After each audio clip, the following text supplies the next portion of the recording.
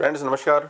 संविधान बनने की कहानी जो हम पहले एक पार्ट हम कर चुके हैं, उसमें हमने जो है 1858 के एक्ट तक का जो है कॉन्स्टिट्यूशनल डेवलपमेंट स्टार्ट किया था। हमने कैसे भारत में अंग्रेज आए, कैसे भारत में संविधान बनने की प्रक्रिया प्रारंभ हुई और कैसे एक स्टेप से अगले स्टेप की तरफ बढ़ते आए। 1773 के रेगुलेटिंग एक्ट, 1784 के पिट सिटी एक्ट, 1793 का जो नॉर्मल एक्ट था, 1813, 1833, 1853 के चार्टर एक्ट और 1858 का Indian council government of India act. तो ये 1858 तक आते आते अब क्राउन के हाथ में भारत का शासन प्रत्यक्ष रूप से आ चुका था। 3 स्तरों पर भारत का शासन प्रशासन चल रहा था। एक ब्रिटेन लेवल पर, एक यहाँ पर केंद्र सरकार जो कलकत्ता में थी, और प्रांतों में। प्रांत भी 2 तरह के थे, एक ब्रिटिश प्रांत थे और एक रियासती भारत थी। तो इस तरह से हमारा संविधान बन रहा था।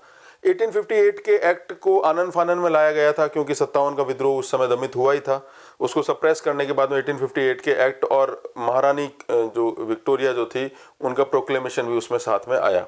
तो प्रोक्लेमेशन रानी की उद्घोषणा उसको कहा जाता है। वो संविधान 1858 के एक्ट के तहत ही लोग ज़्यादातर पढ़ते हैं। 1861 का एक्ट उसके जस्ट कुछ दिनों बाद आया क्योंकि ये सोच समझ के निकाला गया संविधान था। एक इसको कहा गया इंडियन काउंसिल एक्ट 1861, भारत परिषद अधिनियम 1861 में का जो अधिनियम है वो दरअसल इन्हीं बातों को ध्यान में रखा गया था कि किस तरह से 1857 के रिवोल्ट के बाद में क्या ढांचा बनाया जाए शासन प्रशासन का, जो अंग्रेजों की या ब्रिटिश लोगों की उद्देश्यों की अधिकाधिक पूर्ति करता हो। तो 1861 के एक्ट का की जो पृष्ठभूमि वो 1857 का रिवोल्ट ही था दरअसल। अब क्या प्रावधान इसमें हुआ, याद कीजिए आपको कि ब्रिटेन के अंदर जो इंडियन काउंसिल बनाई थी वो बनी रही। भारत सचिव जो थे, जैसे पहले स्टैनले थे, उसके बाद में चार्ल्स वुड आ जाते हैं वहाँ पे। अब जैसे जैसे वहाँ पे सरकारें चेंज होती है, ब्रिटेन में लिबरल सरकार आती है, कंजर्वेटिव सरकार आती है। कंजर्वेटिव सरकार आएगी तो भारतीयों को परेशान किया जाएगा। वैसे ही केंद्र सरकार और प्रांतों की बात है। तो 1861 के एक्ट में बहुत चीजें आपको याद नहीं रखनी क्योंकि हम शॉर्ट में समझ रहे हैं इस चीज को। गवर्नर जनरल की कार्यकारिणी परिषद जो थी, उसके अंदर एक व्यवस्था की गई कि अब तक उसमें 5 सदस्य जो होते थे, अलग अलग सदस्य, एक रेवेन्यू का था, ठीक है, एक डिफेंस का था, ऐसे एक वित्तीय था, जेम्स विल्सन, जिसकी बात मैंने आपको बताई थी। अब एक छठा मेंबर और जोड़े जाने की बात हुई जो कि पब्लिक वर्क्स को देखा करेगा, ठीक है। तो वो आगे जाके जुड़ता है, 74 में एग्जीक्यूट होता है, लेकिन ये प्रावधान किया गया। एक चीज ही। दूसरा, गवर्नर जनरल की कार्यकारिणी परिषद बेसिकली कार्यपालिका है, जो क्या करती है, वो ये व्यवस्था करती है कि जो नियम बने, जो कानून बने, उनको कैसे लागू किया जाए। विधायन का काम कौन कर रहे हैं, वही लोग कर रहे हैं, उन्हीं के साथ है। तो अब ये व्यवस्था की गई कि अब से एडिशनल मेंबर्स जो हैं वो जोड़े जाएंगे, अतिरिक्त सदस्य जोड़े जाएंगे गवर्नर जनरल की काउंसिल के अंदर, जो कि जिनकी संख्या 6 से 12 होगी और जो विधायन का कार्य करेंगे, ठीक है। तो थोड़ा थोड़ा जो है एग्जीक्यूटिव और लेजिस्लेचर में सेपरेशन होना स्टार्ट होता है। कार्यपालिका और विधायिका में एक तरह से अंतराल आना स्टार्ट होता है, उनके बीच में विच्छेद होना अब बिल्कुल बडिंग स्टेट में, मतलब शुरुआत उसकी हो चुकी है। लॉर्ड कैनिंग ही इस समय जो थे वो गवर्नर जनरल वायसराय थे भारत के, Charles Wood secretary to India थे। अच्छा, दूसरी जो इंपॉर्टेंट चीज 1861 के एक्ट में की गई वो ये की गई कि जो सदस्य हैं गवर्नर जनरल की कार्यकारिणी परिषद के, वो पहले ये होता था कि कोई भी व्यक्ति कुछ भी कर देता था। अब पहली बार पोर्टफोलियो सिस्टम, संविभागीय प्रणाली, मंत्रालय प्रणाली जिसे हम बोलते हैं। आज हमारी केंद्र सरकार में आप देखिए अलग अलग मंत्रालय होते हैं। ये मंत्रालयों की व्यवस्था यानी विभागों की व्यवस्था, पोर्टफोलियो जो बनाया वो पहली बार 1861 में ही अस्तित्व में आया। तीसरी चीज और जो जानने की 1861 के एक्ट में, वो ये कि जो कार्यपालिका और जो एडिशनल मेंबर्स हैं कार्यपालिका के, वो हर तरह से गवर्नर जनरल और वायसराय को ही उत्तरदायी थे, भारत की जनता के प्रति उत्तरदायी नहीं थे और आगे तक भी नहीं होंगे। ये चीज हमें समझनी है। जैसे आज हमारी संसद जो है जनता के प्रति उत्तरदायी है और हमारी जो सरकार है वो संसद के प्रति उत्तरदायी है। वो आप पॉलिटी जब आगे इसके बाद जो खंड आएंगे आपको सरलता से 10-10 मिनट में समझाने की मैं कोशिश करूंगा। तो 1861 के एक्ट में जो चीज आपको याद रखनी है, एक तो संविभागीय प्रणाली, दूसरा आपको याद रखना है कि अतिरिक्त सदस्य बढ़ाए गए, और तीसरी चीज जो ये है कि जैसे याद कीजिए मैंने आपको 1833 के चार्टर एक्ट के बारे में बताया था कि सब कुछ संकेंद्रण हो गया था लेजिस्लेचर में, यानी प्रांतों से उस समय विधायन की शक्तियां ले ली गई थी, अब उनको वापस दे दी गई। तो डिसेंट्रलाइजेशन ऑफ लेजिस्लेशन, विधायन का विकेंद्रीकरण यहाँ पर प्रारंभ हो जाता है 1861 का एक्ट। बस इतनी सी बातें याद रखिएगा। आएगा प्रश्न तो इसमें से आएगा, नहीं तो फिर आप कितना भी पढ़िए उसमें हमारा जो आउटपुट ज्यादा नहीं आने वाला। 1861 के बाद में बहुत सालों बाद में, लगभग 30 साल बाद में अगला अधिनियम आता है संविधान की तरफ। अगला हम कदम बढ़ाते हैं, वो है इंडियन काउंसिल एक्ट 1892। क्यों आया ये? 1885 में कांग्रेस बन चुकी थी। भारत में राष्ट्रवाद अब धीरे धीरे जो है बढ़ रहा था। हालांकि ये जो काल जो था वो लिबरल्स का था, मॉडरेट्स का काल था, जो नरमपंथी गुट था उसका था। अब इसके बाद में जब आपको संवैधानिक विकास समझना, तो एक चीज आपको समझनी पड़ेगी, भारत का स्वतंत्रता संग्राम भी इसके पैरेलल चलेगा। भारत में सांप्रदायिक शक्तियां भी इसके पैरेलल चलेंगी। तो ये जो सारी जो संविधान निर्माण की प्रक्रिया है, ये कॉम्प्लेक्स है, एकदम जटिल है। तो इसमें से हमको निकाल के समझना है कि इसकी पृष्ठभूमि क्या है। तो 1892 का इंडियन काउंसिल एक्ट जो है वो बेसिकली कांग्रेस बनने के कारण और राष्ट्रवादियों की मांगों के कारण लाया गया। अब इसमें क्या चेंजेस होते हैं? सबसे पहले चलिए लंदन में कोई चेंज होता है? कोई चेंज नहीं होता है। फिर आ जाइए इंडिया में राजधानी कलकत्ता अंग्रेजों की, तो क्या वायसराय और गवर्नर जनरल जो एक ही व्यक्ति है उसकी शक्तियों में परिवर्तन हुआ? नहीं हुआ, उसको वीटो वगैरह की सारी शक्तियां। अब आ जाइए विधायिका, कार्यपालिका और जुडिशरी के अंदर, क्या उसमें कुछ चेंजेस होते हैं? इसमें जो सबसे पहला जो चेंज किया गया वो किया गया गवर्नर जनरल की कार्यकारिणी परिषद में जो अतिरिक्त सदस्यों की संख्या 10 से 12 बढ़ाई गई थी, अब उसको 10 से 15 कर दिया। मतलब मिनिमम सदस्य, अतिरिक्त सदस्य 10 होंगे, अधिकतम 15 होंगे। और वैसे ही अतिरिक्त सदस्य जो प्रांतीय कार्यकारिणी थी, जो प्रोविंशियल लेजिस्लेटिव काउंसिल थी, उसमें भी बढ़ा दी गई। यानी अब जो अतिरिक्त सदस्य वो आगे जाके संसद में कैसे चेंज होंगे, उनकी संख्या बढ़ती जा रही है। एक चीज, इस समय जो इंपॉर्टेंट प्रांत थे उसमें जैसे बंबई, मद्रास, कैलकाटा, अवध और आगरा को मिला के बनाया गया यूपी और नॉर्थ वेस्ट प्रांत, ये थे। इनकी भी लेजिस्लेटिव काउंसिल्स जो हैं, इनकी जो एग्जीक्यूटिव काउंसिल है, सॉरी, इनकी संख्या भी बढ़ाएगी। किसी में 20 बढ़ाए गए अतिरिक्त सदस्य, किसी में 8 बढ़ाएगी, किसी में 12। वो आपको संख्या याद नहीं रखनी। अब अगर केंद्रीय कार्यपालिका में आते हैं तो स्थायी सदस्य और अतिरिक्त सदस्यों को अगर मिला देते हैं तो संख्या बनती है 24 की। ये फिगर आपको याद रखना। 24 में जो सदस्य आएंगे, अतिरिक्त सदस्य आएंगे, उनको एक तरह से नामांकित करके लाया जाएगा, नॉमिनेटेड करके, और इंडियंस को भी उसके लिए अलाउड कर दिया गया। 5 सदस्य भारतीय उसके अंदर आए, लेकिन इन सदस्यों को गवर्नर जनरल की जब प्रोसीडिंग चलती थी उसमें किसी भी प्रकार का कोई भी सप्लीमेंट्री क्वेश्चन पूछने का राइट नहीं है। सप्लीमेंट्री क्वेश्चन क्या होता है? एक बार प्रश्न पूछ लिया, जवाब आया, दोबारा आप नहीं पूछ सकते, ठीक है। बजट के मामलों में कोई राइट्स नहीं दिए गए। तो सदस्य भारतीय जोड़े गए एग्जीक्यूटिव काउंसिल में, लेकिन वो शक्तिहीन थे। गवर्नर जनरल, वायसराय के पास में अभी भी वीटो की शक्ति वैसी की वैसी थी, चाहे कैसे भी एक्ट कितने भी बहुमत से पास करा लिया जाए 24 सदस्यों में, लेकिन वीटो की पावर गवर्नर जनरल के पास रहेगी। 1892 का एक्ट यही था, इससे ज्यादा कुछ नहीं। 1892 के एक्ट के बाद में अगला जो संविधान की तरफ हमारा कदम आता है वो है 1909 का भारत परिषद अधिनियम, इंडियन काउंसिल एक्ट ऑफ 1909। 1909 का साल था। इसे मार्ले मिंटो सुधार भी कहा जाता है। लॉर्ड मार्ले उस समय भारत सचिव थे, लॉर्ड मिंटो उस समय भारत के वायसराय थे। तो 1909 का एक्ट आपको समझने से पहले इसका थोड़ा सा बैकग्राउंड समझना पड़ेगा। कांग्रेस बन चुकी थी, राष्ट्रवाद प्रचंड हो चुका था। कांग्रेस के अंदर अब उग्रवादी नेता, जिनकी जो मांगे जो थी तो काफ़ी उग्र थी, लाल, बाल, पाल, अरविंदो घोष प्रबल हो रहे थे। वैसे में कांग्रेस जो है बहुत बड़ा जो है एक आंदोलन करने जा रही थी। स्वदेशी आंदोलन चला बंगाल के अंदर। तो अंग्रेजों ने उस समय भारत के राष्ट्रवाद को कुचलने के लिए बंगाल का पार्टीशन किया और पहली बार भारत में सांप्रदायिकता के आधार पर, पहले तो कर चुके थे लेकिन सांप्रदायिकता के आधार पर पहली बार जो है उन्होंने नीति जो चली, जो उनकी डिवाइड और एम्पेरा की जो नीति थी, बांटो और राज करो की नीति थी, उसका ऑफिशियल कदम था बंगाल का धर्म के आधार पर विभाजन कर दिया गया। उसके प्रत्युत्तर में स्वदेशी आंदोलन चला। इससे अंग्रेज बौखला गए। तो उन्होंने भारत में और सांप्रदायिकता को बढ़ाने के लिए मुसलमानों के एक डेलीगेशन को लॉर्ड मिंटो ने बुलाया और ये कहा कि आप एक ऐसी पार्टी बनाओ जो कांग्रेस का विरोध करे और अंग्रेजी राज का समर्थन करे। इसी के अनुसार दिसंबर में 1906 में मुस्लिम लीग की स्थापना हुई, जो हमेशा अंग्रेजों की तरफदारी करती थी और कांग्रेस की और अन्य राष्ट्रवादी दलों का जो है विरोध करती थी। 1907-8 तक आते आते जो है समय निकल चुका। अब जो मुस्लिम प्रतिनिधि मंडल मिला था लॉर्ड मिंटो से शिमला में, जिसको शिमला डेलीगेशन भी कहा जाता है, हम पढ़ेंगे आगे, तो वो ये मांग करने लगा कि अब की बार जो भी संविधान आए उसमें मुसलमानों के लिए अलग से कुछ व्यवस्था होनी चाहिए। तो इस बैकग्राउंड में 1909 का मार्ले मिंटो रिफॉर्म आता है। इसका जो मुख्य उद्देश्य था, भारत में राष्ट्रवाद को तोड़ना था, भारत में सांप्रदायवाद के बीज को बोना था।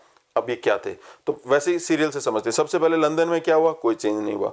इंडिया में आ जाइए। इंडिया में गवर्नर जनरल और वायसराय की शक्ति अक्षुण्ण रही, इंटैक्ट रखी गई। अब आ जाइए कार्यपालिका, विधायिका और न्यायपालिका। न्यायपालिका में कुछ नहीं हुआ। कार्यपालिका और विधायिका मिली हुई है किसमें? Executive council of governor general में। अब जो गवर्नर जनरल की कार्यकारिणी परिषद एग्जीक्यूटिव काउंसिल है, उसके अतिरिक्त सदस्य बढ़ाकर लास्ट टाइम में जो 10 से 15 या 16, लास्ट में 16 तक पहुंच गए थे, अब उसको बढ़ाकर 60 कर दिया गया और उसको नाम दिया गया लेजिस्लेटिव काउंसिल। तो एक तरह से अब जो है मिनी संसद पहली बार अस्तित्व में आती है और उसमें जो अतिरिक्त सदस्य होंगे वो केंद्रीय विधायिका में भी होंगे और प्रांतों में भी होंगे। प्रांतों में 50-50 सदस्य बढ़ा दिए गए, फिगर आपको याद नहीं रखना है। तो अब जो विधायिका कार्यपालिका से अलग हुई है, जिसके मेंबर 60, उसको काउंसिल कहा गया, लेजिस्लेटिव काउंसिल कहा गया, उसके लिए भारतीय भी आएंगे। भारतीय जो है इसमें वोट दे पाएंगे और भारतीय इसमें इलेक्शन भी लड़ पाएंगे। वोट देने की शक्ति, इलेक्शन फाइट करने की शक्ति बिल्कुल लिमिटेड कर दी गई। कुछ ही लोग लड़ सकते थे, करीबन जो है 1.5% जनसंख्या होती थी, जिनके पास भूमि होती थी, जिनके पास में जो है कुछ इनकम टैक्स देते होते थे, उनकी एक सीमा रखी गई। हर आदमी को यूनिवर्सल फ्रेंचाइज सिस्टम नहीं था, मतलब अडल्ट सफरेज नहीं था, कुछ ही लोग वोट दे पाते थे। तो जैसे भी इलेक्शन हुए, आधे अधूरे इलेक्शन, तो इलेक्शन की प्रथा इंडिया में अगर पूछा जाए 1909 के पार्लियामेंट सुधार से स्टार्ट हुई। किसके लिए हुई? केंद्र के लिए और प्रांतों के लिए भी। केंद्र में कितनी सीटें थी? 60 में से कुछ सीटें जो है इंडियंस के लिए थी कि इसमें इंडियन पार्टी कर सकते हैं। अब ये जो सीटें हैं, इसमें मुसलमानों को पृथक निर्वाचक क्षेत्र दिया गया। Provision of separate electoral system for Muslim was the salient feature of the most prominent feature of parliamentary reforms. मुसलमानों को पृथक निर्वाचन क्षेत्र का क्या अर्थ है? देखिए, आज भी हमारे यहाँ रिजर्वेशन होता है, लेकिन हमारे यहाँ रिजर्वेशन इलेक्शन में क्या होता है? कैंडिडेट रिजर्व होते हैं, वोट देने वाले सभी देंगे वोट। तो ये जो व्यवस्था, इसे जनरल इलेक्टोरेट सिस्टम कहा जाता है या जॉइंट इलेक्टोरेट सिस्टम कहा जाता है। वोट देने वालों पर कोई रिजर्वेशन की पाबंदी नहीं है। लेकिन पृथक निर्वाचक क्षेत्र में क्या होगा? वो इलेक्शन फाइट करने वाला भी रिजर्व कैटेगरी का होगा, वोट देने वाले भी रिजर्व कैटेगरी के होंगे। तो कुछ सीटें मुसलमानों के लिए जानबूझ के सेपरेट इलेक्टोरेट सिस्टम के तहत रिजर्व रखी गई। इससे हिंदू और मुस्लिम कम्युनिटीज में एनिमिटी बढ़ी, और इसे बढ़ाने का काम जो है जानबूझ के, डेलिबरेटली, इंटेंशनली अंग्रेजों ने कहा। हमारे देश के राजेंद्र प्रसाद ने अपनी आत्मकथा इंडिया डिवाइडेड में लिखा कि it was not Jinnah merely who was responsible for the partition of India, rather it was Marley Minto who led the poisonous seed of Indian partition through Marley Minto reforms। तो Lord Minto ने भारत के विभाजन के जो जहरीले बीज हैं वो उन्होंने बोए थे इसके माध्यम से। तो एक इंपॉर्टेंट प्रोविजन आपको याद रखना। अब इस पे प्रश्न क्या आता है? एक तो आपको ये जानना है, जो मुसलमानों को जो रिजर्वेशन है वो प्रांतों में रखा गया था, प्रांतों की विधायिकाओं में ही रखा गया था प्रारंभ में। तो एक तो ये ध्यान रखना है। दूसरा, एक पर्सन का नाम याद रखना, एसपी सिन्हा, सत्येंद्र प्रसाद सिन्हा। ये वो पहले भारतीय थे जो गवर्नर जनरल की एग्जीक्यूटिव मेंबर्स के स्थायी सदस्य बने थे, अतिरिक्त सदस्य नहीं थे। इस व्यक्ति का नाम याद रखना। तीसरा, पृथक निर्वाचक क्षेत्र याद रखना। तो मार्ले मिंटो रिफॉर्म्स भारत में पृथक निर्वाचक क्षेत्र, सांप्रदायिकवाद का माहौल लेके आता है। 1909 इसीलिए बहुत इंपॉर्टेंट माना जाता है भारतीय स्वतंत्रता संग्राम में। अब आगे की प्रक्रिया चलती है। अगला साल है, अगला वर्ष है जब भारत का संविधान आएगा, वो है 1919। 1919 के भारत परिषद अधिनियम, इंडिया काउंसिल एक्ट को भी जो है एक और नाम दिया जाता है, Montagu Chelmsford reforms. Lord Montagu उस समय भारत के सचिव थे, लंदन में बैठते थे, इंडियन काउंसिल को जो हेड करते थे, ठीक है, कैबिनेट रैंक का उनका दर्जा होता था। और चेम्सफोर्ड, लॉर्ड चेम्सफोर्ड इंडिया के गवर्नर जनरल या वायसराय थे। दोनों के नाम को जोड़कर इसको मॉन्टेग्यू चेम्सफोर्ड सुधार भी कहा गया। वर्ष था 1919। 1909 के एक्ट के 10 साल बाद में लाया गया। अब राजनीतिक जो है स्थितियां चेंज होने लग गई थी। उसका एक रीजन ये भी था कि 1914 से 1918 तक प्रथम विश्व युद्ध समाप्त हुआ। प्रथम विश्व युद्ध में भारतीय लोगों ने बहुत उम्मीदें की थी कि उन्होंने अंग्रेजों का तन मन धन से साथ दिया था, तो बदले में हमें कुछ ऐसा संविधान मिलेगा जो भारतीयों को अधिक सुविधाएं देगा और अधिक संवैधानिक जो है प्रावधान भारतीयों के पक्ष में किए जाएंगे। एक बात। दूसरा, ये भी भारतीय लोगों को लगता था कि उन्होंने जो स्वतंत्रता आंदोलन चलाया वो पीसफुली चलाया। अभी तक जो है ऐसा कोई भी कार्य नहीं किया जिससे जो है कोई ऐसी बात निकल के आए कि यहाँ पर जो लोग हैं राजद्रोही हैं। तो वैसे में ये एक्ट लाया गया। इस एक्ट के लिए बहुत से मंसूबे लोगों के ऊंचे थे, लोगों ने बहुत जो है एक्सपेक्टेशन हाई कर रखी थी। जैसे ये एक्ट आया जो है एकदम से सबको मालूम चल गया कि अंग्रेजों ने इस बार भी हमें कुछ नहीं दिया। भारतीय लोग, भारतीय राष्ट्रवादी जो स्वतंत्र आंदोलन में अपनी जो है पूरी जान लगा के बैठे थे, वो अपने आप को ठगा हुआ महसूस कर रहे थे। क्या था इस एक्ट के अंदर?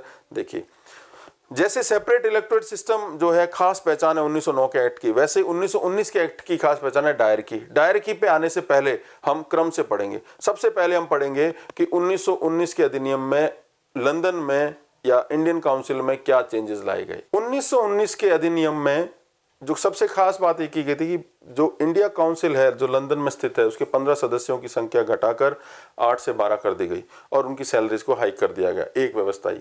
दूसरा, इसमें यह भी प्रावधान किया गया था कि लंदन में एक हाई कमिश्नर नियुक्त किया जाएगा जो कि भारत के पर्पज के लिए हथियारों की अगर खरीद होगी तो वो हाई कमिश्नर देखा करेगा। लेकिन ये चीज इंप्लीमेंट नहीं हो पाई। तो लंदन की बातें वहीं तक है। अभी भी खर्चा यहीं से जा रहा है, होम चार्जेस जा रहे हैं, वो चल रहा है। फिर आ जाइए इंडिया में। इंडिया में सबसे पहले गवर्नर जनरल की स्थिति क्या थी, उसके बाद में हम देखेंगे केंद्र सरकार, उसके बाद देखेंगे प्रांतों में क्या। तो केंद्र सरकार में गवर्नर जनरल है। गवर्नर जनरल अभी भी अपनी वीटो की पावर को एक्सरसाइज कर रहा है, अपने अध्यादेश यानी ऑर्डिनेंस की पावर को एक्सरसाइज कर रहा है। वो एक्सट्रीमली पावरफुल है। अर्थात वायसराय या गवर्नर जनरल बिना लेजिस्लेटिव काउंसिल के या बिना एग्जीक्यूटिव काउंसिल के कोई भी बिल पास कर सकता है, इतना शक्तिशाली। तो ये बाकी सब चीजें जो है विधायिका बढ़ाई जा रही है, भारतीय सदस्य जोड़े जा रहे हैं, ये सब चला हुआ था। अब केंद्र सरकार में सबसे पहले कार्यपालिका, एग्जीक्यूटिव में 6 सदस्य रखे गए, इसमें से 3 सदस्य भारतीय रखे गए। ये 6 के 6 सदस्य जो है गवर्नर जनरल के प्रति उत्तरदायी होंगे, उसके प्रति रेस्पॉन्सिबल होंगे, जनता के प्रति नहीं होंगे। अब जो 60 सदस्य पहले बने थे अतिरिक्त सदस्य और जिन्होंने लेजिस्लेटिव काउंसिल की शक्ल ली थी 1909 के एक्ट में, अब वो एक पूर्ण रूप से विधानसभा का कार्य करने लगे। उसे केंद्रीय विधानसभा कहा गया, जो आज की संसद के जैसी थी। सेंट्रल इंपीरियल लेजिस्लेटिव असेंबली उसका ऑफिशियल नेम था। और इसमें प्रारंभ में जो सदस्य रखे गए वो थे 144 प्लस वन यानी जो विधानसभा का अध्यक्ष हो। तो कुल मिला के 145 सदस्य धारासभा या विधानसभा, केंद्रीय विधानसभा, सेंट्रल लेजिस्लेटिव असेंबली बनाई गई। इसमें 41 सदस्य जो हैं वो नामांकित होंगे, गवर्नर जनरल या वायसराय उसको नामांकित करेगा। 104 सदस्य जो होंगे वो इलेक्टेड होंगे। तो कुल मिला के 145 सदस्य विधानसभा अस्तित्व में। शुरू में विधानसभा का जो अध्यक्ष होता था वो गवर्नर जनरल ही होता था, बाद में भारतीय बनने लगे। स्वराज दल के विट्ठल भाई पटेल केंद्रीय विधानसभा के पहले जो है वो स्पीकर बने, या उसको बोल सकते हैं विधानसभा अध्यक्ष बने। तो ये रही बात। अब ये जो केंद्रीय विधानसभा में जो 104 सदस्य भारतीय आएंगे उनका इलेक्शन होगा। इलेक्शन में इस बार थोड़ी सी वोटिंग देने वालों का जो है स्प्रेड किया गया, उनका आधार बढ़ाया गया। भारत की लगभग 9% जनसंख्या को वोट देने का अधिकार दिया गया था। वोटिंग जनसंख्या का 9% ये अधिकार दिया गया, लेकिन अभी भी लिमिटेड था, यूनिवर्सल एडल्ट फ्रेंचाइज नहीं था, यानी सार्वभौमिक मताधिकार का अधिकार भारतीय लोगों को नहीं मिला हुआ था। इसके अलावा जो 104 सदस्य हैं इसमें भी मुसलमानों को पृथक निर्वाचक क्षेत्र तो दिए ही गए, जो 1909 के अधिनियम के तहत दिए गए थे।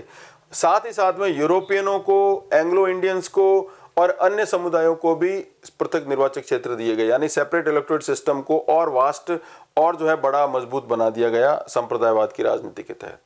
तो ये थी केंद्रीय विधानसभा। केंद्रीय कार्यपालिका हम कर चुके हैं। कुछ समय बाद में केंद्रीय विधानसभा के साथ एक और लेजिस्लेटिव बॉडी बनाई गई, उसका नाम था लेजिस्लेटिव काउंसिल। जैसे हमारी राज्यसभा होती है वैसे लेजिस्लेटिव काउंसिल थी, उसे विधायी परिषद कहा जाता। उसमें 60 सदस्य थे। तो 60 सदस्य बन गए परिषद के और 145 सदस्य बन गए सभा के। ये 2 इंपॉर्टेंट लेजिस्लेटिव बॉडीज बन गई। यही आगे जाके 1935 के अधिनियम में और बढ़ जाती है और आज जो है हमारी लोकसभा और राज्यसभा की शक्ल लिए हुए। तो ये जो द्विसदनीय विधायिका है, बाई कैमरल लेजिस्लेटर का जो प्रोविजन है वो पहली बार 1919 के अधिनियम में ही लाया गया था। याद रखना इस बात। अब चलिए प्रांतों में। अब प्रांतों में पहली बार फेडरल सिस्टम, परिसंघीय प्रणाली आती है 1919 के अधिनियम के माध्यम से। 1919 के अधिनियम के माध्यम से प्रांतों में भी अब क्या विधायिका कार्य करने लगी और वहां भी विधायन होने लगे। जैसे आज की विधानसभाएं काम करती है वैसी करने लगी। वहां पर एक सिस्टम लाया गया जिसे कहा जाता है डायरकी, द्वैध शासन। लियोनिस कर्टिस ने इस शब्द का यूज किया था। इसका मतलब क्या होता है, देखिए पहली बात आपसे पूछा जाएगा कि डायरकी कहां लाई गई, केंद्र में या राज्य में? राज्य में, यानी प्रोविंसेस में। प्रोविंसेस में भी कहां लाई गई? लेजिस्लेचर में लाई गई या एग्जीक्यूटिव में, यानी विधायिका में लाई गई या कार्यपालिका में? कार्यपालिका में। अब कार्यपालिका का क्या मतलब है ये समझ लीजिए कि आज हमारे राजस्थान प्रांत में, अगर भारत में एक राजस्थान नाम का प्रांत है, वहां पर जो है सरकार चलती है वो एग्जीक्यूटिव है। एग्जीक्यूटिव के हेड अगर यहाँ देखा जाए तो चलाने वाले कौन है? गवर्नर है। और उन्होंने जो अपने अलग अलग विभाग अलग अलग लोगों को दे रखे हैं। अब इसमें से कुछ विभाग जो है वो भारतीयों के लिए रिजर्व हो और कुछ जो है वो अंग्रेजों के लिए रिजर्व हो। तो ये जो व्यवस्था अगर होगी इसे डायरकी कहा जाएगा। तो क्या मतलब हुआ इसका मतलब यह कि प्रांतीय या प्रोविंशियल एग्जीक्यूटिव के अंदर कुछ ऐसे विषय थे जो कि रिजर्व्ड थे, आरक्षित थे, वो अंग्रेजों ने अपने पास रखे। वो मजबूत अच्छे वाले जो है डिपार्टमेंट्स होते थे, रेवेन्यू का जैसे हो गया है ना, और जो इंपॉर्टेंट वाले जितने लॉ एंड ऑर्डर का हो गया वो अपने पास रख लिया। कुछ कम इंपॉर्टेंट या हल्के होते थे उन्हें ऑफर्ड यानी हस्तांतरित विषय वो इंडियंस को दे दिए। और फिर जब कुछ भी गड़बड़ होती थी तो अंग्रेजी कहने के लिए लोगों के सामने आ जाते थे कि चूंकि हमने तो आप ही की सरकार चुन रखी है, आप ही की सरकार जो है काम करने में असफल हो रही। तो ये जो डायरकी या द्वैध शासन का जो प्रावधान था ये बहुत ही खतरनाक था और इस एक्ट की सबसे इंपॉर्टेंट विशेषता थी। भारतीय इतिहास में 3 बार द्वैध शासन का शब्द प्रयोग होगा। पहला कब होगा? जब 1765 में इलाहाबाद की संधि के बाद में मोहम्मद रजा का शिताब शिताब राय को के बीच में हमने द्वैध प्रशासन लेके आया, रॉबर्ट क्लाइव वो लेके आया था, वो रेवेन्यू से रिलेटेड था। एक तो वो याद रखना, उसको द्वैध प्रशासन भी बोलते थे, ड्यूल एडमिनिस्ट्रेशन। दूसरा, जब बोर्ड ऑफ कंट्रोल अस्तित्व में आया तो आधे एमपी आधे बोर्ड के कार्य थे, ये भी द्वैध शासन था।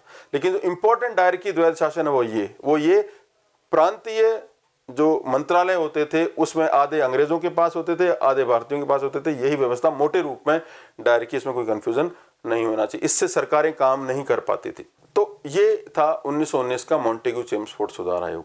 अब देखिए इसके साथ में कई चीजें और भी जुड़ती है। एक वर्ड आता है कॉन्स्टिट्यूशनल डेस्पोटिज्म, यानी संवैधानिक निरंकुशवाद की व्यवस्था जो थी वो 1909 के अधिनियम के तहत थी। ये पॉलिटिकल साइंस के क्वेश्चन ज्यादा होते हैं तो उसमें बहुत ज्यादा आपको घुसना नहीं है। वैसे ही फेडरलिज्म की व्यवस्था किसमें लाई गई, संघवाद की व्यवस्था लाई गई 1919 के अधिनियम से।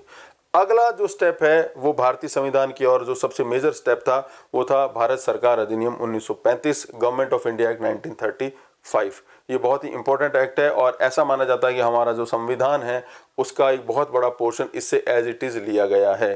ठीक है, इसलिए ये हमारे संविधान यानी कॉन्स्टिट्यूशन की पूर्व पीठिका यानी प्रिकर्सर है ये। अब कैसे, अब घटनाक्रम भी थोड़ा थोड़ा आपको शॉर्ट में समझाता जाता हूं। 1919 का अधिनियम आया, इसी के साथ में रॉलेट एक्ट आया, भारत में गांधी जी ने अपने आंदोलन स्टार्ट कर दिए, रॉलेट एक्ट आया, उसके बाद असहयोग आंदोलन आया, असहयोग आंदोलन के बाद में गांधी जी जेल चले गए।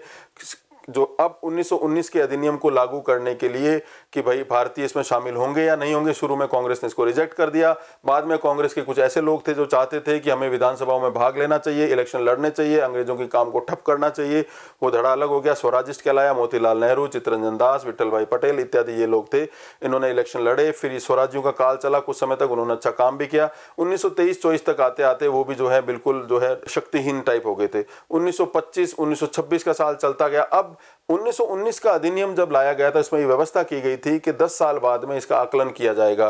तो 1919 से 1929 यानी ये आकलन करने के लिए, उसको रिव्यू करने के लिए अलग से कमीशन बैठेगा जो ये देखेगा कि 1919 का अधिनियम कितना सक्सेसफुल है। कायदे से ये 1929 या 30 में होना चाहिए था, लेकिन प्रथम विश्व युद्ध के बाद आई भयानक महामंदी ने ब्रिटेन में एक राष्ट्रवादी सरकार चुनने का जो है अवसर प्रदान किया, जिसमें मिलीजुली सरकार बनी। और उनको ये डर था कि मिलीजुली सरकार आने वाले समय में कहीं भारतीयों को बहुत ज्यादा सहूलियतें नहीं दे दे, इसलिए 2 साल पहले ही कमीशन बना दिया गया। वो कमीशन था साइमन कमीशन। सेंट साइमन उसके अध्यक्ष थे, 7 सदस्य इसके अंदर थे, ऑल वाइट कमीशन था। इसको ये तय करना था भारत का संवैधानिक भविष्य क्या है। वो 1927 में साइमन कमीशन बिठाया गया। 1928 में वो भारत आया, पूरे भारत में घूमा, हर जगह उसने भेंट की लोगों से, भारत के नेताओं से मिले, कांग्रेस से मिले, मुस्लिम लीग से मिले, सब जगह से मिले। सब जगह उसको ब्लैक फ्लैग्स दिखाए गए थे और इसी में फिर लाला लाजपत राय की मृत्यु भी हुई थी लाहौर में, सैंडर्स ने जब लाठीचार्ज किया था। यूनियनिस्ट पार्टी और जस्टिस पार्टी के अलावा तथा शफी खां का मुस्लिम लीग वाला जो गुट था, इसके अलावा भारत के हर राजनीतिक दल ने इसकी मुखालफत की थी, इसको अपोज किया था। क्यों? क्योंकि भारत के राजनीतिक भविष्य को तय करने में भारतीयों की भूमिका भी होनी चाहिए। अंग्रेजों का यह कहना था कि साइमन कमीशन में सारे एमपीज हैं और कोई भी एमपी ऐसा नहीं नजर आया जो भारतीय था। ये बात सरासर गलत थी, भारत के कई एमपी वहां पर थे, शाहपुर जी शक्तावाला जैसे लोग। खैर, भारत में आया साइमन कमीशन और रिबफ्ट हो गया, वापस चला गया। अब और मुश्किलें बढ़ रही है यूरोप में मंदी आ रही है, भारत का संवैधानिक भविष्य कैसे तय किया जाए। इसके लिए फिर अंग्रेजों ने जो एक चीज तय करी कि हम क्या करते हैं, राउंड टेबल कॉन्फ्रेंस, गोल में सम्मेलन बुलाते हैं लंदन में, उसमें भारत के सब लोगों को बुलाया जाएगा। पहला सम्मेलन हुआ, कांग्रेस उसमें नहीं गई। दूसरा सम्मेलन हुआ, उसमें महात्मा गांधी गए। इसी दौरान महात्मा गांधी ने अपना सविनय अवज्ञा आंदोलन भी स्टार्ट कर दिया था दांडी मार्च के साथ में। सविनय अवज्ञा आंदोलन जब अपने पीक पर था तब गांधी इरविन पैक्ट हुआ 5 मार्च 1931 को। गांधी जी ने दूसरे गोल में सम्मेलन में भाग लिया, वो भी असफल हुआ। तीसरे में भाग लिया, वो भी असफल हुआ। 3 गोल में सम्मेलन राउंड टेबल कॉन्फ्रेंस की का कोई भी रिजल्ट नहीं आया। अब ऐसे में अंग्रेजों ने भारत की जो राष्ट्रवाद के संगठन को तोड़ने के लिए कई प्रयास किए। उसी का एक परिणाम था सांप्रदायिक पंचायत लाना, कम्युनल अवार्ड लाया, जिसकी वजह से बाद में भारत का जो हिंदू समाज था वो भी टूटते टूटते बचा। गांधी जी ने और अंबेडकर जी ने आपस में पैक्ट कर लिया, इसे पूना पैक्ट भी कहा जाता है, वो आप डिटेल में पढ़ोगे। तो ये प्रक्रियाएं चल रही थी। आखिरकार समझ में नहीं आ रहा था कि क्या किया जाए। इधर अंग्रेज प्रयास करते थे कि भारतीय लोगों को कुछ दिया जाए, उधर अंग्रेजों ने एक मुड्डीमैन कमेटी भी बिठवाई थी जो कि वो भी ये तय करने वाली थी कि क्या होना आगे।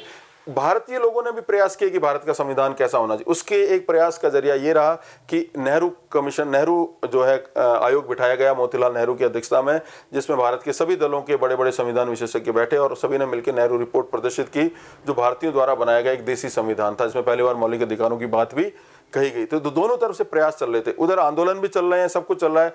वैसे में जब सब कुछ किसी से भी कोई भी बड़ा मेजर आउटकम नहीं आ रहा है तो अंग्रेजों ने फिर लॉर्ड लिनलिथगो की अध्यक्षता में एक प्रवर समिति बनाई, उसके अध्यक्ष उनको बनाए गए और उन्होंने साइमन कमीशन को मूल रूप से बेस बनाकर 1935 का अधिनियम बना दिया। ये तो उसका बैकग्राउंड है। अब 1935 का अधिनियम क्या, अब तक का भारत का सबसे बड़ा संवैधानिक दस्तावेज, 321 इसमें अनुच्छेद है, प्रस्तावना इसमें नहीं है, कुछ अपेंडिक्स भी इसके अंदर है। 1935 के अधिनियम में क्या, सबसे पहले चलिए लंदन में क्या हुआ, भारत परिषद काम कर रहा है, इंडिया ऑफिस काम कर रहा है और सेक्रेटरी टू इंडिया काम कर रहा है। इस व्यवस्था को डिसॉल्व कर दिया गया, भारत परिषद हटा दी गई, केवल कुछ एडवाइजर रखे गए, सेक्रेटरी टू इंडिया यानी भारत सचिव का पद रखा गया जिंदा, हाई कमिश्नर की नियुक्ति की गई जो भारत में वो देखेगा कि किस तरह से हथियारों की खरीद वगैरह फरोख्त की जाएगी, हाई कमिश्नर नियुक्त किया गया। एक चीज तो सेंट्रल में भी। भारत में क्या हुआ, भारत में अब जो है बर्मा को भारत से अलग कर दिया गया, बर्मा और अदन को भारत की सीमा से अलग कर दिया गया। अब भारत एक स्वतंत्र जो है एक इकाई के रूप में देखा जाने लगा। फिर आ जाइए ओवरऑल व्यवस्था, एक ऑल इंडिया फेडरेशन की व्यवस्था की गई, यानी पूरा भारत जो है, इसमें प्रांत भी हैं, इसमें जो है रजवाड़े भी हैं, उन सबको मिलाकर एक ऑल इंडिया फेडरेशन बनाई जाएगी जो कि भारत को बचाने का अंतिम प्रयास ऐसा माना जाता है अंग्रेजों ने किया था कि भारत को एक पूरी देश की शक्ल दे दी जाए, ऐसे नहीं केवल वो कॉलोनी रहे। अब इसमें उन्होंने जानबूझ के क्या व्यवस्था की कि जो ब्रिटिश प्रोविंसेस होंगे उनको ऑल इंडिया फेडरेशन में भारत परिसंघ में शामिल होना जरूरी था और रियासतें चाहे तो शामिल हो चाहे नहीं हो, तो रियासतों ने मना कर दिया कि हम इसमें शामिल नहीं होंगे, इसलिए ऑल इंडिया फेडरेशन कभी भी अस्तित्व में नहीं आ पाई। अब चलिए आप, तो ये भी ध्वस्त हो गई। अब चलिए आप गवर्नर जनरल की शक्तियां वैसी रखी गई, गवर्नर जनरल को बहुत ज्यादा एम्पावर्ड कर दिया गया। फिर चलिए तीनों जो निकाय होते हैं सरकार के, एग्जीक्यूटिव, जुडिशरी और लेजिस्लेचर में क्या हुआ। एग्जीक्यूटिव में सबसे पहले गवर्नर जनरल की कार्यकारिणी परिषद में, गवर्नर जनरल की कार्यकारिणी परिषद यानी आज के आप ये समझ लीजिए कि राष्ट्रपति, प्रधानमंत्री और काउंसिल ऑफ मिनिस्टर, ये एक तरह की। तो इसमें क्या है, करीबन 10 सदस्य रखे गए और इसमें भारतीयकरण इसका करने का प्रयास किए गए, ज्यादा सदस्य, 4 से ज्यादा सदस्य भारतीय करने के प्रयास किए गए। लेकिन इसमें व्यवस्था क्या की गई, जो डायरेक्टी का सिस्टम, जो द्वैध शासन का सिस्टम पहले प्रांतों में था, अब वो केंद्र में आ गया, ये व्यवस्था की गई। लेकिन वो कभी भी एग्जीक्यूट नहीं हो पाया। क्यों? क्योंकि इस एक्ट का केवल प्रांतों वाला भाग ही लागू हुआ, केंद्र सरकार की व्यवस्था वाला भाग लागू ही नहीं हुआ। ये प्रश्न बहुत बार आता है, तो आप ये ध्यान रखिए कि डायरेक्टली जरूर लाई गई थी केंद्र सरकार के अंदर, लेकिन वो लागू ही नहीं हो पाई। एक बात। अब आ जाइए, अच्छा, कार्यपालिका किसके प्रति जिम्मेदार होगी, गवर्नर जनरल या वायसराय के प्रति, जनता के प्रति नहीं होगी। फिर आ जाइए लेजिस्लेचर में। लेजिस्लेचर याद कीजिए 60 सदस्य और 145 सदस्य, परिषद और सभा। अब इनकी संख्या बढ़ाते हुए जो काउंसिल है उसकी संख्या बढ़ा के 260 कर दी गई और जो सभा है उसकी संख्या बढ़ाकर 375 कर, तो द्विसदनीय विधायिका और बड़ी हो गई और इसमें ज्यादा से ज्यादा लोगों को वोट देने का अधिकार और दिया गया। तो एक तरह से द्विसदनीय विधायिका आई। द्विसदनीय विधायिका की खास बात यह थी कि जो सभा के जो सदस्य होंगे वो 5 वर्ष के लिए होंगे, परिषद के जो सदस्य होंगे काउंसिल के वो 3 वर्ष के लिए होंगे। प्रांतों से नॉमिनेटेड होके आएंगे, प्रांत कौन से, रियासती प्रांतों से, राजा रजवाड़ों, वो उनको नॉमिनेट करेंगे, राजा नॉमिनेट करेंगे। जैसे अगर राजस्थान से कोई जाएगा तो जयपुर से नॉमिनेट होके जाएगा, जयपुर का महाराजा करेगा, जोधपुर का महाराजा करेगा, पटियाला का महाराजा करेगा, ये अपने हिसाब से नॉमिनेट करेंगे, एक एक दो लोगों को, वो जाएंगे वहां पे बैठेंगे। और जो ब्रिटिश प्रांत यानी बॉम्बे हो गया, मद्रास हो गया, कैलकाटा हो गया, UP, CP, north west frontier province, वहां पे इलेक्शंस होंगे। तो इलेक्शन और नॉमिनेशन दोनों के माध्यम से दोनों में लोग जाएंगे। ये बाइकैमरल लेजिस्लेचर का व्यवस्था थी। स्पीकर अब भी जो है भारतीय बनने जारी रहे। अब विधायन जब किया जाएगा तो केंद्र की विधायिका यानी आज जैसे हमारी संसद है और राज्यों की विधानसभाएं जो प्रोविंशियल असेंबलीज थी वो कौन कौन से लिस्ट पर, कौन कौन से सब्जेक्ट्स पे विधायन कर सकती है यानी कानून बना सकती है, लेजिस्लेशन कर, उसके लिए 3 लिस्ट आई। तो वही लिस्ट जैसे आज हमारी लिस्ट है, यूनियन लिस्ट को समय फेडरल लिस्ट कहा गया, संघीय सूची प्रोविंशियल, आज हमारी स्टेट लिस्ट को प्रोविंशियल लिस्ट कहा गया और दोनों जिसपे बनाएंगे उसको कॉन्करेंट या समवर्ती कहा गया। तो फेडरल पे केंद्र की विधायिका बनाएगी, प्रोविंशियल पे प्रांतों की बनाएगी, 6 प्रांतों में भी बाइकैमरल लेजिस्लेचर लाया गया, द्विसदनीय विधायिका लाई गई और कॉन्करेंट में दोनों कर सकते हैं। दोनों में गतिरोध होगा तो केंद्र सरकार की चलेगी, जो आज भी चलता है। लेकिन रेजिडुअल पावर आज हमारे देश में जो संविधान है वहां पर अवशिष्ट शक्ति यानी जो तीनों ऐसा आइटम जो तीनों लिस्ट में नहीं है उस पर कौन कानून बनाएगा, आज हमारे यहाँ पर व्यवस्था की केंद्र सरकार बना सकती है, यानी केंद्र की विधायिका संसद बना सकती है। लेकिन 1935 के एक्ट में ये प्रावधान किया गया कि इसे गवर्नर जनरल बनाएगा। तो बाइकैमरल लेजिस्लेचर आ गया, सूचियां बना दी, संघीय व्यवस्था लाने का प्रयास किया गया। अब चलिए कोर्टों में क्या हुआ। अब तक जो कोर्ट था वो काम चल रहा था हाई कोर्ट्स और प्रोविंशियल कोर्ट्स के माध्यम से चल रहा था। 1935 में पहली बार फेडरल कोर्ट अस्तित्व में आया, परिसंघीय न्यायालय। परिसंघीय न्यायालय के क्या प्रावधान किया गया कि इसका जो जज होगा वो ये देखेगा कि अगर प्रांतों में आपस में कोई लड़ाई हो जाए, केंद्र और प्रांत और प्रांतों में लड़ाई होगी, तो वो मामला फेडरल कोर्ट में जाएगा। फेडरल कोर्ट बनाया गया जिसकी पीठ जो दिल्ली में स्थित थी, एक चीफ जस्टिस था, 6 जज बनाए गए। यही आगे जाकर सुप्रीम कोर्ट की शक्ल लेता है आजादी के बाद। इस एक्ट की एक खास बात यह थी कि इसने इलेक्शन बहुत बड़ी संख्या में, पहली बार भारत में एक तरह से आम चुनाव प्रारंभ हुए। हालांकि पहले आम चुनाव 1952 में आते हैं आजादी के बाद, लेकिन एक तरह के जनरल इलेक्शन यही लेके आए, क्योंकि एक बहुत बड़ा वर्ग इस बार वोट देने की शक्ति उनको प्राप्त हो चुकी थी। एक तो रीऑर्गेनाइजेशन, जैसे मैंने आपको बताया, बर्मा और अदन को भारत से अलग कर दिया गया, वैसे ही जो है बिहार और उड़ीसा को अलग कर दिया गया, स्प्लिट कर दिया, 2 अलग राज्य बनाए गए। अच्छा, सिंध नाम का एक अलग प्रांत बनाया गया, बॉम्बे प्रेसिडेंसी को तोड़ के बनाया गया। तो ये रीऑर्गेनाइजेशन का काम भी किया गया। अब चलिए प्रांतों में। प्रांतों में भी वही व्यवस्था है जो प्रांत यानी ब्रिटिश प्रांत जो कि केंद्र में थी। वायसराय को जो शक्तियां, वो गवर्नर को शक्तियां दे दी गई। वहां भी बाइकैमरल लेजिस्लेचर था, द्विसदनीय विधायिका था। यहां भी 6 राज्यों में बाइकैमरल लेजिस्लेचर बना दिया गया। लेकिन जो सबसे इंपॉर्टेंट बात प्रोविंसेस के साथ थी वो थी प्रोविंशियल ऑटोनॉमी। प्रोविंशियल ऑटोनॉमी का मतलब होता है प्रांतीय स्वायत्तता। अब जो प्रांत हैं अपने आप में इंडिपेंडेंट हैं, वो अपनी शक्ति क्राउन से लेते हैं, वो केंद्र सरकार के अधीन नहीं है। ये बहुत ही जबरदस्त प्रोविजन था।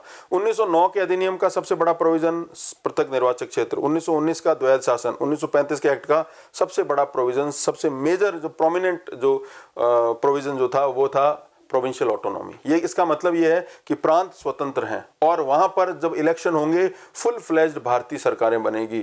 तो पहली बार भारत में प्रोविंसेस को जो है ऑटोनॉमी दी गई। अच्छा, प्रोविंसेस के अंदर, प्रांतों के अंदर पहले जो द्वैध शासन था वो भी अब केंद्र सरकार में सरका दिया गया। तो एक तरह से लगभग आजादी से पहले ही प्रोविंसेस जो थे बहुत शक्तिशाली हो गए थे। इसके अलावा भी कुछ प्रोविजंस किए गए थे। एक इसमें जो ऐसा माना जाता है कि फेडरल रिजर्व बैंक जो बनाया था उसकी प्रोविजन भी इसमें थे, लेकिन इस एक्ट में ऐसी कोई बात नहीं थी। एक चीज जरूर की गई थी, वो थी रेलवे अथॉरिटी बनाएगी। फेडरल रेलवे अथॉरिटी नाम का एक व्यवस्था की गई, जिसमें यह था कि भारत में रेलवेज के अंदर भारी संख्या में विदेशी लोगों का पैसा लगा हुआ था, विदेशी निवेश था। तो उनके निवेशकों को जो गारंटीड सिस्टम के तहत लाया गया था, उनको सुरक्षित रखने के लिए एक रेलवे अथॉरिटी भी इस एक्ट के द्वारा लाई गई थी। तो ये था 1935 का अधिनियम। इस अधिनियम को खास बात यह है कि आप भारत का संविधान देखोगे तो आप भी पाओगे बहुत सी चीजें इसमें एज इट इज पहले दी हुई थी। जब ये एक्ट आया तो JL नेहरू ने कहा कि ये एक ऐसा एक्ट है, एक ऐसा इंजन है जिसमें ब्रेक ही ब्रेक है लेकिन इंजन की शक्ति नहीं है। ठीक है, तो ये 1935 का एक्ट। 1935 के एक्ट के बाद में घटनाक्रम तेजी से चेंज होता है। 2 साल बाद में 37 के इलेक्शन होते हैं। कांग्रेस उसमें भारी विजय प्राप्त करती है, कांग्रेस की सरकार अस्तित्व में आती है। 39 तक वो काम करती है। 39 से लेकर 45 तक वर्ल्ड वॉर स्टार्ट हो जाता है। इस बार world war, second world war में, द्वितीय विश्व युद्ध में भारतीय लोगों ने पहले विश्व युद्ध से सबक लेते हुए अंग्रेजों का साथ न देने का एक तरह से प्रण किया था। लेकिन अंग्रेजी सरकार ने बिना भारत के लोगों से पूछे, भारत के नेताओं या सरकारों से पूछे, ये घोषणा कर दी कि भारतीय लोग हमारे साथ हैं। इसी के बदले में कांग्रेस की सरकारों ने इस्तीफा दे दिया। उसको लिबरेशन डे फिर मुस्लिम लीग बनाती है। अब 1940 में जब विश्व युद्ध स्टार्ट हो चुका है और जर्मनी अपने जो है चरम पर जा चुका है, सभी शक्तियों को हरा रहा है। 2 ग्रुप बन चुके थे उस समय, एक ध्रुवी राष्ट्र थे, एक मित्र राष्ट्र थे। अलाइड थे, एक्सेस पावर थे। तो अलाइड में थे ब्रिटेन, फ्रांस, बाद में रशिया आ गया और अमेरिका, और एक्सेस के अंदर थे जर्मनी, इधर आ गया जापान और उधर आ गया इटली। तो ये तीनों लोग थे, तो ये आपस में लड़ रहे थे। वैसे में भारतीय लोगों का समर्थन प्राप्त करने के लिए अंग्रेजों ने कई तरह की चालें चली, कई तरह के प्रस्ताव रखे। वही आगे भारत के संविधान निर्माण के इंपॉर्टेंट स्टेप भी साबित होते हैं। 1940 में, अगस्त 1940 में तात्कालिक वायसराय ने अगस्त ऑफर रखा, जिसे भारतीय लोगों ने जो है रिजेक्ट कर दिया। इसकी खास बात क्या है, पहली बार अंग्रेजी सरकार ने भारतीय लोगों के लिए संविधान निर्मात्री सभा यानी कॉन्स्टिट्यूएंट असेंबली का जिक्र किया था, पहली बार अगस्त ऑफर के अंदर। उसका प्रतिकार भारत की सरकार ने किया, भारत के लोगों ने किया, व्यक्तिगत सत्याग्रह स्टार्ट किया, विनोबा भावे इत्यादि इत्यादि। फिर 1942 तक आते आते जर्मनी अपनी बिल्कुल पीक पे पहुंच चुका था और इधर जापान जीतता हुआ भारत की तरफ आ रहा था। ऐसे में डर था कहीं भारत जापानियों के कब्जे में नहीं आ जाए। तो अंग्रेजों ने भारत के लोगों को रिझाने के लिए, भारतीय नेताओं को रिझाने के लिए, और उनको एक ऑफर दिया और एक मिशन भेजा गया जिसके हेड थे स्टैफोर्ड क्रिप्स। 1942 स्टैफोर्ड क्रिप्स भारत आते हैं, अपना प्रस्ताव रखते हैं, लेकिन उसमें यह व्यवस्था की गई थी कि वर्तमान में आप हमारा साथ दीजिए, भविष्य में हम आपके लिए संविधान निर्मात्री सभा लाएंगे और उसको ऐसे ऐसे बनाएंगे। तो इस पर गांधी जी ने इसको जो है रिजेक्ट कर दिया, बोला ये तो पोस्ट डेटेड चेक है। युद्ध में उस समय सबको ये लग रहा था कि जर्मनी जीत जाएगा, तो ये क्या एक उत्तर तिथि चेक कहा गया। फिर उस पर एक और वर्ड जोड़ दिया JL नेहरू ने कि डूबते हुए बैंक पर। तो it was a post dated bank on a breaking bank, ये कह के क्रिप्स मिशन के जो क्रिप्स के प्रस्ताव हैं रिजेक्ट कर दी गई। 1945 में विश्व युद्ध समाप्त होता है, लेबर पार्टी सत्ता में आती है। लेबर पार्टी ब्रिटेन में सत्ता में आती है, जिसने अपने इलेक्शन मैनिफेस्टो में घोषित किया था कि जैसे ही वो सत्ता में आते हैं भारत के राजनीतिक भविष्य के साथ न्याय करेंगे और उन्हें ज़्यादा से ज़्यादा जो अधिकार या स्वतंत्रता तक भी दे सकते हैं। वैसा ही हुआ। 1945 में इलेक्शन होते हैं और विंस्टन चर्चिल हार जाते हैं, इटली की सरकार आती है। भारत के राजनीतिक भविष्य को तय करने के लिए लॉर्ड वेवेल को भारत का वायसराय बना के भेजा जाता है और ये तय किया जाए कि किस तरह से भारत का संविधान बने। उसके लिए 1946 में 3 सदस्यीय कैबिनेट रैंक के 3 मंत्रियों को भारत भेजा जाता है, इसलिए उसे कैबिनेट मिशन कहा गया, जिसमें सर अलेक्जेंडर भी थे, पैट्रिक लॉरेंस भारत सचिव थे और स्टैफोर्ड क्रिप्स थे। तीनों ने मिलकर अपने प्रस्ताव रखे और इसी कैबिनेट मिशन ने प्रस्ताव रखा था कि भारत के अंदर भारत स्वतंत्रता के बाद में एक संविधान सभा बनेगी जिसमें 389 मेंबर्स होंगे। प्रांतों से, रियासती भारत से उनको नामांकित होकर भेजा जाएगा, प्रांतों में उनके इलेक्शन होंगे और फिर अगर ये चाहे तो ग्रुपों में अलग अलग हो सकते हैं प्रांत ए, बी और सी, और अपना पृथक संविधान भी बना सकते हैं। तो भारत की संविधान सभा जिसमें मूल रूप से 389 मेंबर बनने थे, वो कैबिनेट मिशन की सिफारिश पे बनी। आखिरकार हमारी आज़ादी मिली, हमारा पार्टीशन हुआ, संविधान सभा भी बंट गई और संविधान सभा ने भारत के संविधान का निर्माण किया 2 साल 11 महीने 18 दिन में। तो ये संविधान बनने की प्रक्रिया है। इसकी छोटी सी कहानी मैंने सरलतम शब्दों में आपको समझाने की कोशिश की। संविधान सभा क्या है, कैसे काम करी, उसके लिए अगली बात करें। आज के लिए इतना शुक्रिया।